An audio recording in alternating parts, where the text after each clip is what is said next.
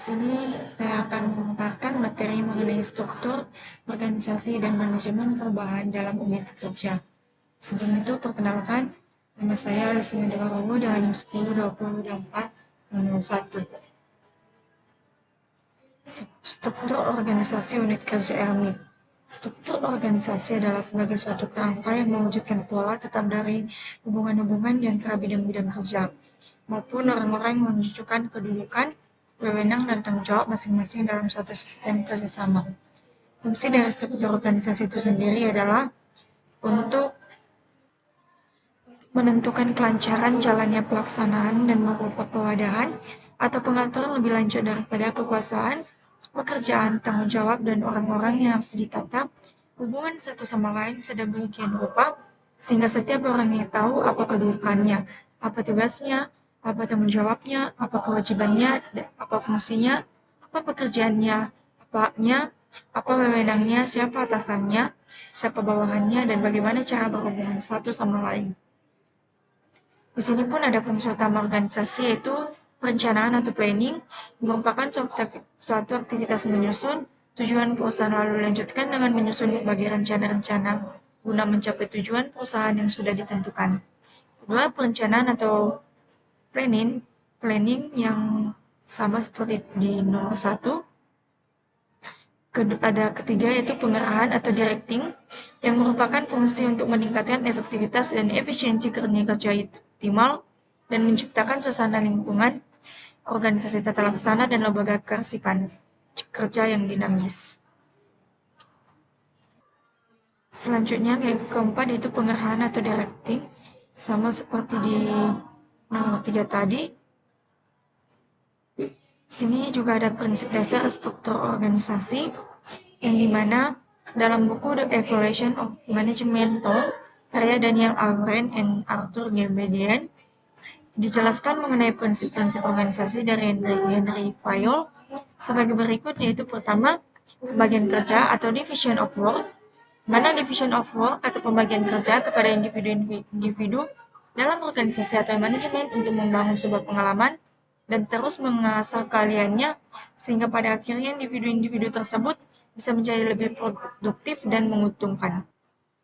Kedua, wewenang dan tanggung jawab atau authority and responsibility. Mana wewenang dan tanggung jawab adalah kunci dalam prinsip organisasi atau manajemen ketika organisasi itu dibangun. Kedua prinsip wewenang dan tanggung jawab tersebut yang akan menghubungkan para manajer ke atas maupun ke bawah. Harus ada suatu kekuasaan dalam memberi perintah dan sesuatu kekuatan yang bisa membuat manajer ditati. Ketiga, ada disiplin. Disiplin sangat berhubungan dengan wewenang. Jika wewenang tidak bisa berjalan dengan semestinya, maka bisa jadi disiplin akan hilang. Maka pemegang wewenang setidaknya harus bisa menanamkan rasa disiplin terhadap diri sendiri, sehingga nantinya memiliki tanggung jawab terhadap pekerjaan yang sesuai dengan wewenang yang dimiliki. Keempat, kesatuan perintah. Mana kesatuan perintah adalah sebuah prinsip di mana perintah yang diterima bawahan tidak diperbolehkan untuk diberikan oleh lebih dari seorang yang ada di atasnya. Dalam melaksanakan pekerjaan, para karyawan memperhatikan prinsip-prinsip kesatuan perintah supaya pekerjaan bisa dilaksanakan secara baik. Tiap karyawan harus mengetahui kepada siapa dia harus bertanggung jawab yang sesuai dengan kewenangannya. Kelima, kesatuan pengerahan. Mana kesatuan pengerahan merupakan prinsip manajemen yang mengatakan setiap golongan pekerjaan yang memiliki tujuan yang sama harus memiliki satu rencana dan dipimpin oleh suatu manajer saja. 6. Ada subordinasi kepentingan perseorangan terhadap kepentingan umum. 7. Ada pengkajian, pemusatan, rangkaian perintah, ketertiban, keadilan, stabilitas jabatan dalam kepegawaian, semangat kesatuan. Nah, di sini juga ada bentuk struktur organisasi. Organisasi merupakan satu sistem yang regatus kerjasama antara dua orang atau lebih sedemikian rupa sehingga segala kegiatan dapat diarahkan untuk mencapai tujuan tertentu, dan untuk mencapainya dibutuhkan manajemen yang sesuai dengan tujuan yang telah ditetapkan. Maka struktur organisasi secara umum dapat dibedakan atas 3 macam, yaitu ada organisasi lini, organisasi fungsional, organisasi lini dan staff, organisasi matriks. Sini juga ada manajemen perubahan dalam unit kerja RMIC. Perubahan organisasi merupakan suatu pendekatan dan teknik perubahan organisasi yang dalamnya terkandung satu proses teknologi untuk menyusun rancangan, arah dan pelaksanaan perubahan organisasi secara berencana. Perubahan organisasi adalah upaya masyarakat melalui karyawan dalam organisasi tersebut bekerja sama dalam mencapai suatu tujuan yang sama dengan melakukan perubahan-perubahan organisasi dalam berbagai aspek.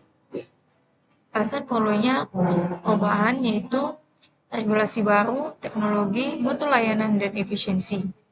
Hambatan yang ada dalam perubahan yaitu juga pertama resistensi staff, yang mana setiap individu akan menunjukkan reaksi yang berbeda, dan proses ini dipengaruhi oleh kehidupan personal dan profesionalnya.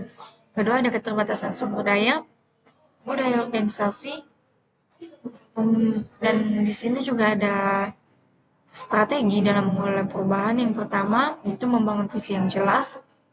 Kedua, melibatkan pemangku kepentingan. Ketiga, komunikasi yang efektif dan berkelanjutan. Keempat, pelatihan dan pengembangan keterampilan. Nah, kita masuk ke kasus yang pertama, yang dimana seorang mahasiswa rekam medis yang sedang magang di rumah sakit menemukan bahwa struktur organisasi di unit rekam medis masih bersifat vertikal birokratis dengan jalur komunikasi yang panjang. Misalnya, staf pelaksana harus melaporkan kepada supervisor, lalu supervisor ke kepala unit, dan baru kemudian ke manajer pelayanan medis. Nah, hal ini membuat respon terhadap kebutuhan pasien menjadi lambat.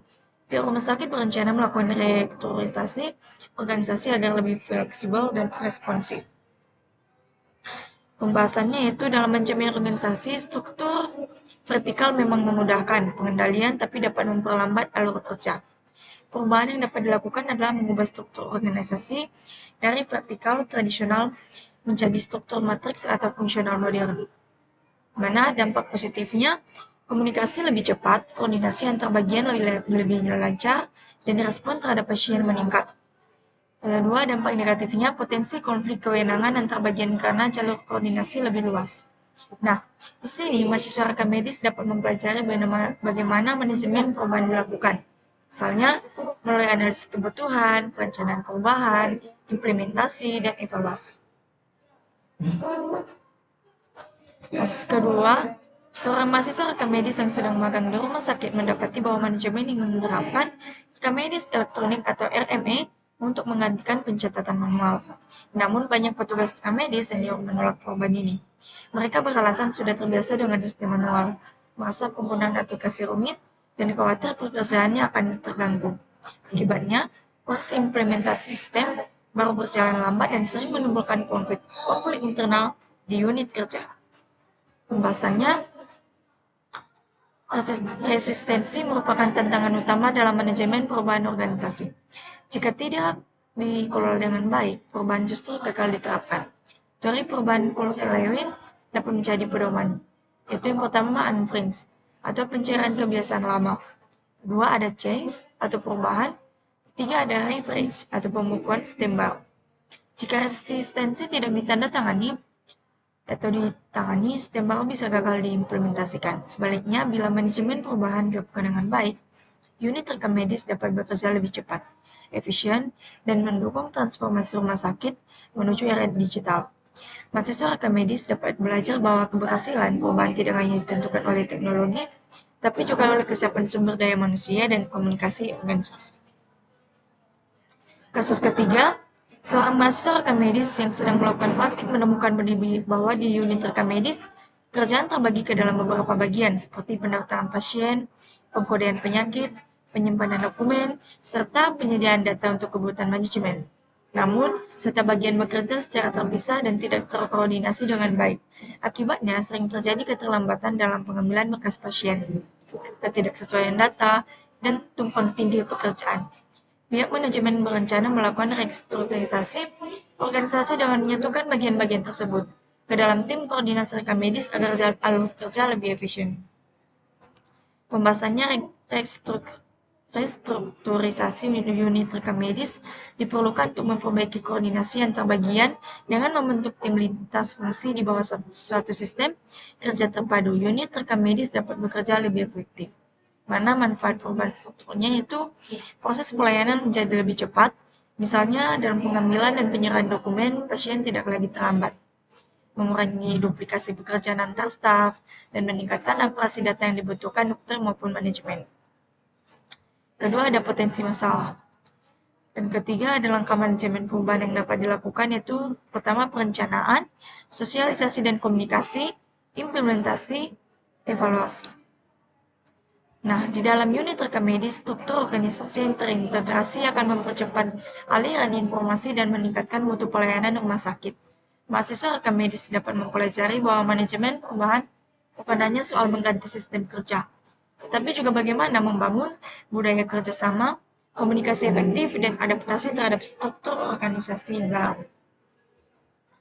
Nah, jadi kesimpulan dari materi ini itu struktur organisasi merupakan kerangka yang mengatur peran, wewenang, dan tanggung jawab dalam unit kerja agar koordinasi berjalan efektif, sementara manajemen perubahan adalah proses membawa organisasi dari kondisi lama menuju kondisi baru yang lebih baik melalui perencanaan, komunikasi, pelatihan, dan evaluasi.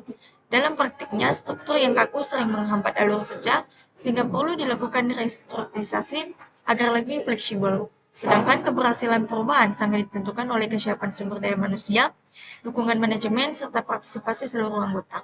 Dengan penerapan struktur organisasi yang tepat dan manajemen perubahan yang terencana, unit kerja seperti rekam medis maupun unit lainnya akan mampu meningkatkan efisiensi, mempercepat pelayanan, dan mengurangi konflik, serta membangun budaya yang adaptif terhadap perkembangan teknologi dan tuntutan mutu pelayanan kesehatan. Baik, sekian pemaparan materi dari saya. Saya ucapkan terima kasih.